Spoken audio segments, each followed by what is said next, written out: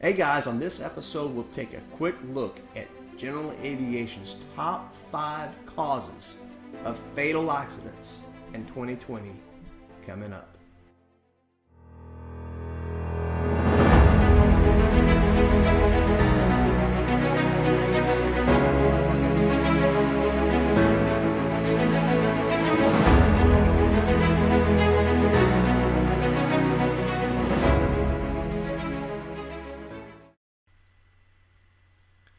"2020 was a crazy year.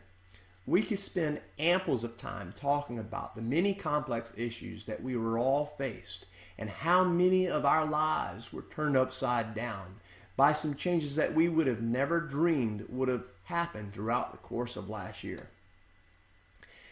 Last year, we brought the Breaking the Chain program from a seminar to a webcast format in order to continue fostering and promoting aviation safety.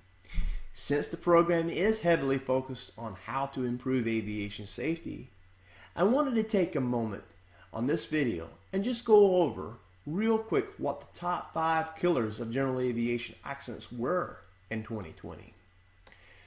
Some of you know Dan Grider. Dan is a retired airline pilot and flight instructor, and like myself, Dan is an advocate of aviation safety and has a YouTube channel called Probable Cause. Dan does a really good job of doing a deep dive search into the NTSB reports to determine what is killing our brothers and sisters in our aviation family. Just this past week, Dan released a document on his website at dangrider.com that shows a bit of a digestive analysis of what we as pilots can learn from all of the accident and NTSB data to prevent such cases in the future. Before we talk about the top 5 killers of 2020 though, I think it's important to take a quick look at the raw data that the U.S. Bureau of Transportation released in the last decade. I constructed this bar graph to illustrate how many fatal general aviation accidents and total fatalities each year occurred. In the last decade, there were 3,867 people's lives claimed in 2,302 fatal general aviation accidents. These aren't numbers to me. These are people. They're our friends. They're our loved ones. They're our sons, daughters, wives, husbands, a child, and a member of the aviation community. Having experienced the loss of close friends in the aviation family myself, what I do isn't about making money, achieving status, or for any other reason.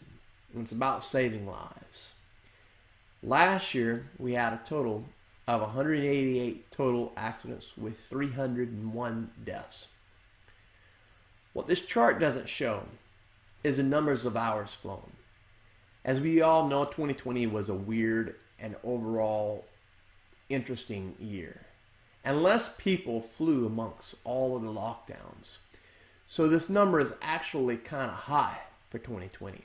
Based on the extract from Dan's research of all of the NTSB data from 2020, here are the top 5 killers of general aviation pilots in 2020. Number 5. The Darwin Award, or basically gross pilot error, which is an array of different reasons. Number 4, loss of thrust on takeoff, followed by a stall spin event. Number 3, failure of a component, failed pre-flight, something breaking on the aircraft. Number 2, controlled flight into terrain, basically flying a perfectly good aircraft into the ground based off of some sort of distraction or some sort of scenario. And number 1, flight below design minimum maneuvering speed, followed by a stall spin. Those are the top 5 reasons. I'm not going to dive into all of them and teach you a class about each one of them, but that is the data as it is present, as extracted from Dan's research. So there you have it, folks. And what I really want to dive into now is what these top 5 reasons for these fatal accidents all have in common, because they all have one common denominator. All accidents in the last decade have the same common denominator. And in fact, all aircraft accidents that ever happened since the first fatal aircraft accident with pilot Orville Wright and his passenger, who became the first aviation fatality in history, Lieutenant Thomas Selfridge, on September 17, 1908, had a common denominator. Well, what is that common denominator? And that is all accidents, aircraft, pipeline, rail, car, all of them have a series of events that lead up to the accident occurring. We call that the human factors error chain. Our goal as aviation educators is through inspiration and influence to foster a proactive and positive aviation safety culture that brands deep within our mental aviation decision-making process a forward-thinking, breaking the chain mindset.